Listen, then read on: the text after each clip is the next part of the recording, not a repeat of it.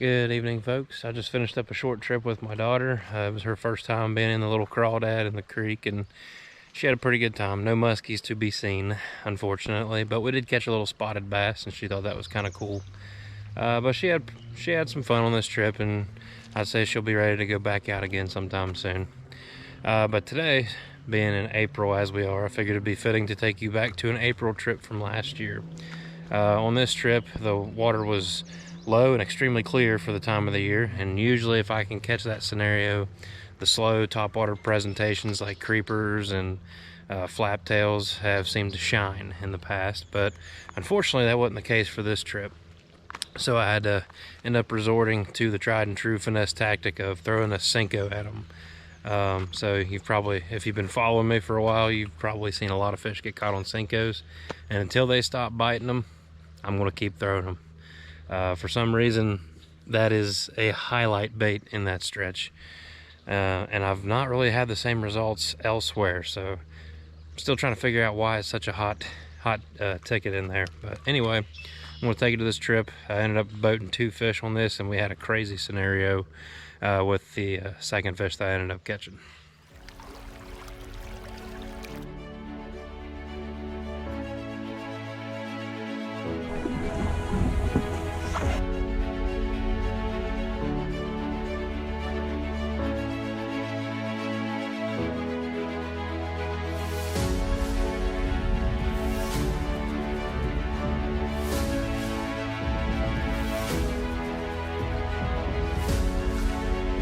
Oh, fish.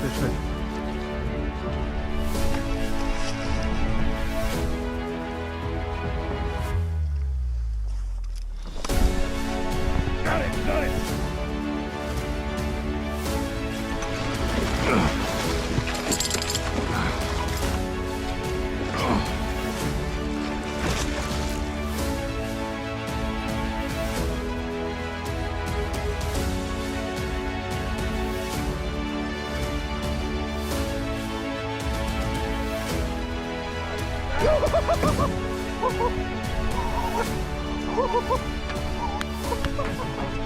Yeah! That's a big one.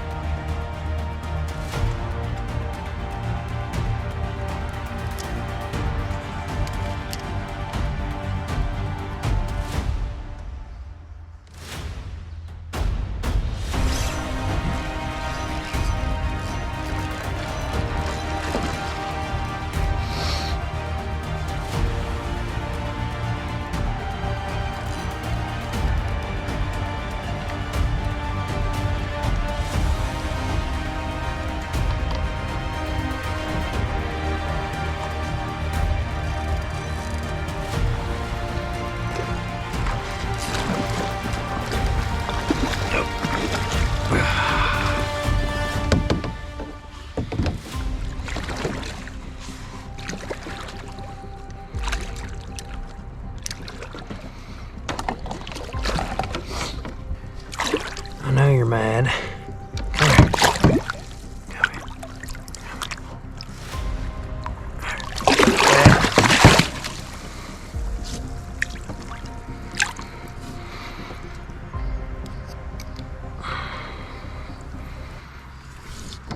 There, look at that.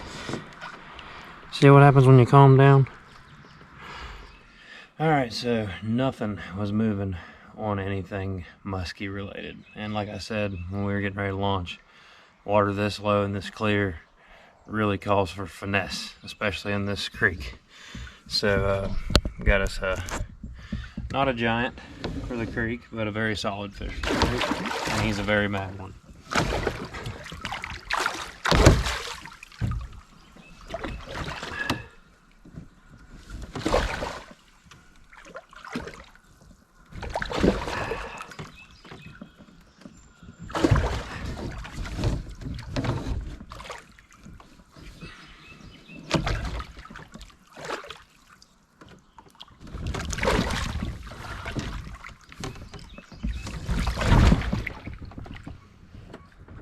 Alright, there we go.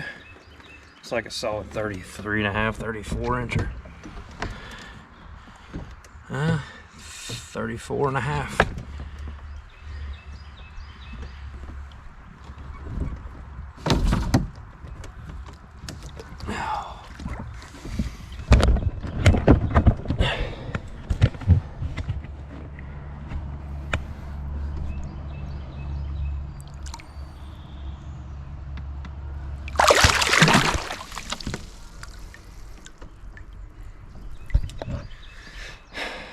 Well, it looks like I know what I'm sticking with, and maybe until we get down to the bottom stretch I might throw something a little bigger, but they keep moving on the Senko. That's what they're going to get. See if we can get us another one.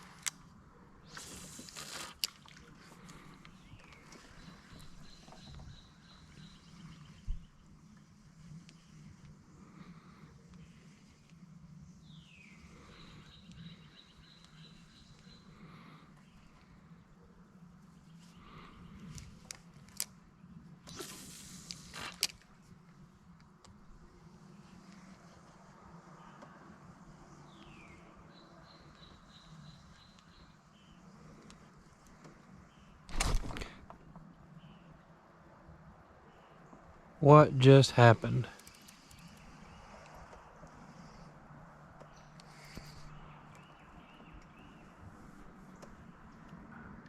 I just got bit off above the leader. Okay, let's see if we can't get that fish to eat another Senko.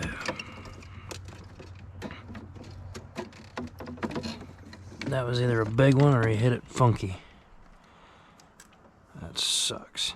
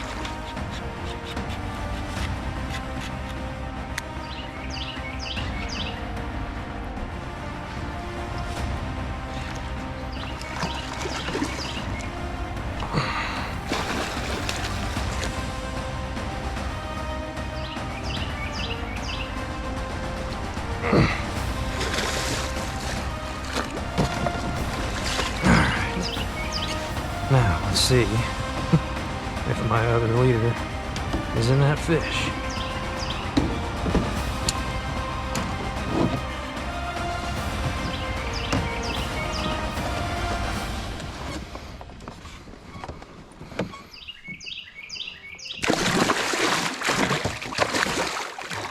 Settle down, settle down.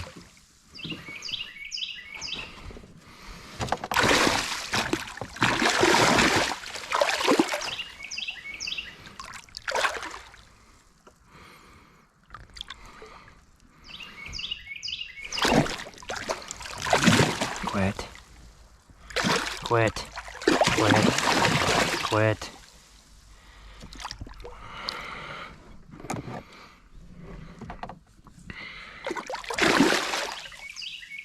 Show me the hook.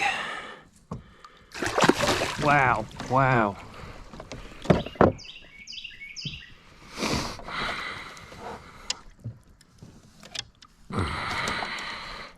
For one, you get back in that net.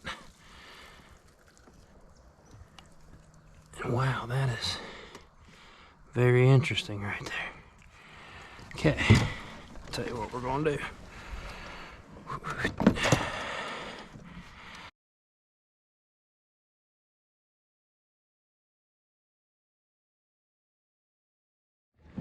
Alright, so this one was a little interesting. Somehow that fish hit above my leader on the first setup, bit me off. I know how they are, they'll come back and hit another one. So I grabbed my other rod with the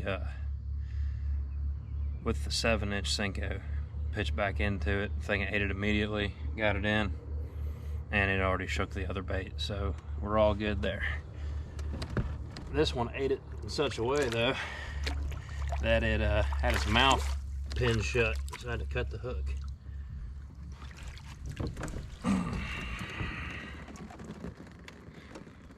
Looks like another probably 33.5, 34. 33.25.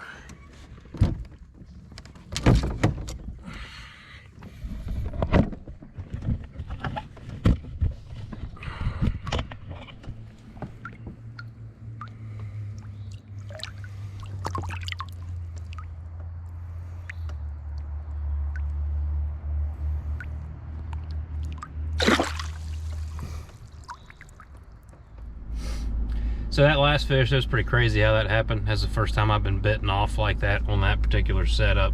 And I was using a 6-inch Yum Dinger with a 12-inch wire leader that I had made. So it either inhaled the bait all the way up past, or it tried to kind of head off the bait with its strike and might have missed on the paws or something and hit up above the leader, which is what I'm thinking with the size of that fish. But anyway, I mean, that just goes to show you that freaky stuff happens in the muskie world. I mean, it doesn't matter what you do to prepare for things that could happen, they always throw you a curveball. But anyway, Finesse won the day. Hopefully you enjoyed that little segment there, and we'll see you next time. Thanks for joining.